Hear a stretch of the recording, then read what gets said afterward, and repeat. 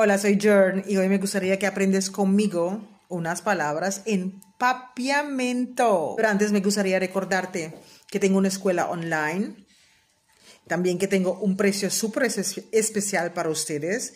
Muchos me escriben aquí todos los días porque quieren aprender papiamento y aprender un idioma donde tú piensas irte de vacaciones, donde piensas ir a vivir o prácticamente tú tienes familia allí y quieres tratar de comunicar con ellos, no te imaginas cómo de fácil sería todo. Y te voy a decir un secreto. Si piensas inmigrarte en Aruba, ¿los arubianos les gustan? ¿O tienes un punto a tu favor cuando diriges o cuando trates de conversar en el idioma papiamento? No te imaginas. Enseñarte una palabra que nosotros usamos para regresar. Volver. Volver. Regresar. Por ejemplo, vas a un lugar y tienes que regresar a tu casa. Mi tabai volve. Mi a volve.